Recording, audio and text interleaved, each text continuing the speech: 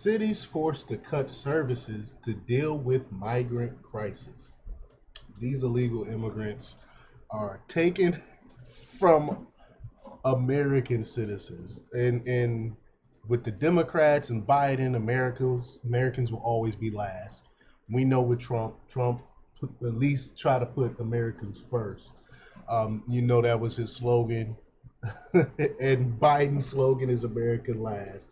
But we're gonna talk a little bit about this, how these illegal immigrants are taking all our resources and our resources that we really don't have because we end up having to borrow it from other countries, borrow it from China, to fund other countries and to fund this open border policy that Biden is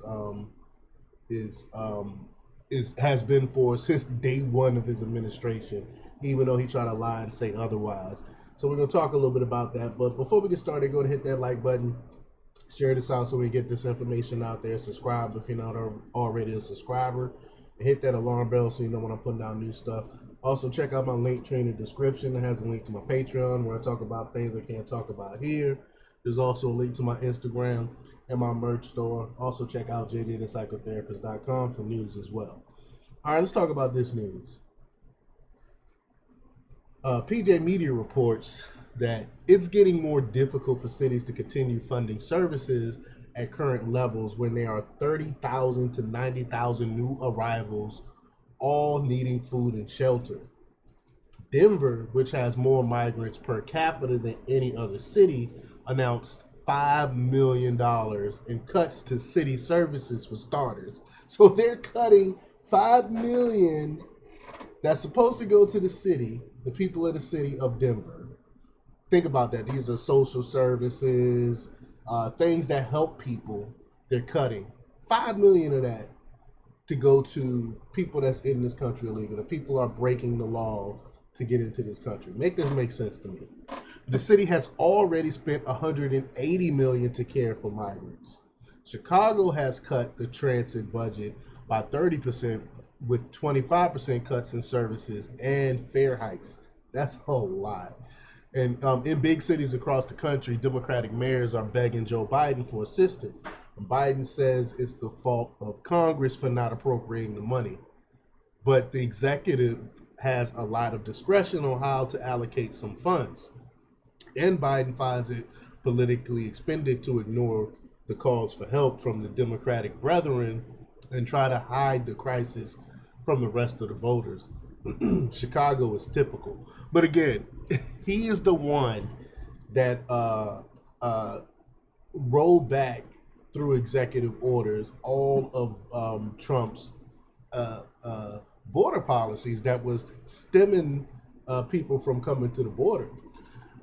But WTW reports that the city's 2024 spending plan set aside just $150 million to house, feed, and care for the men, women, and children sent to Chicago from the southern border.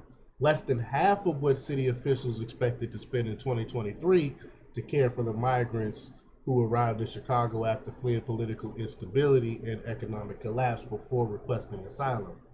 There were approximately 14,700 people in city shelters, with approximately 350 people waiting at O'Hare International Airport, the police station in Powson, and at the area designated for buses from Texas to drop off the migrants while waiting for a bed as of Friday morning, according to city data. Despite Johnson's pleas for more help from the state and federal officials, the crisis appears to be entering a new, more chaotic phase, with border crossings rising to record highs and Abbott vowing to defy new city rules governing where and when the buses arriving from Texas can drop off migrants in Chicago. So he's blaming Abbott. It's not Abbott's fault. Here in Texas, we cannot take all of this. We have to let some of these people go. We can't keep on accepting all these illegal immigrants. That's why. And then when we try to do something about it, we put up wires. The federal government come in and cut those wires. And Abbott said, I think he said they were having at this one point, this one location where they put up the barbed wire. Before they put up the barbed wire, I think they said up to like 400 illegals was coming in per day. since when they put up the wires. Since then, I think he said it was like 3 or 4 people will try to come through. So why these barbed wires does work, and the Biden administration knows that barbed wires work. That's why they're going in and cutting them. But it's even worse in New York City. Mayor Adams was able to reverse about 200 million of proposed cuts, but more are coming. City and State reports that the city reversed about $200 million in proposed spending cuts. Only about 5.5% of the proposed 3.7 billion in PEG that's programmed to eliminate the gap savings over 2 years.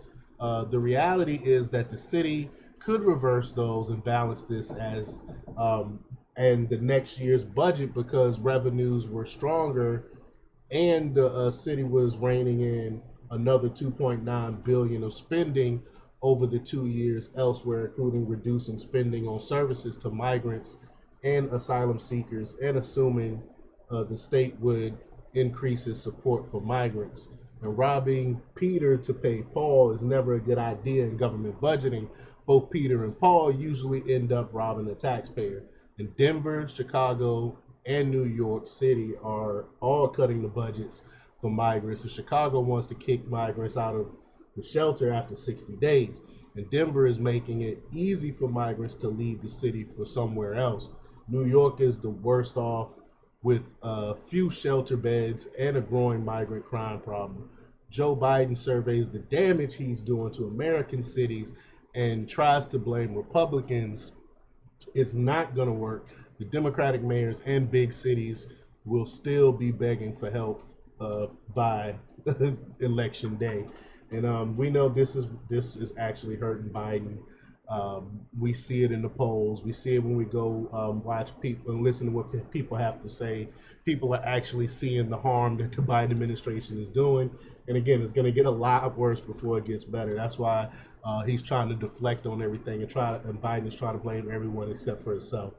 But let me know what you think. Leave your comments down below. Like, share, subscribe, and check out jjthepsychotherapist.com for the latest good news. Until next time.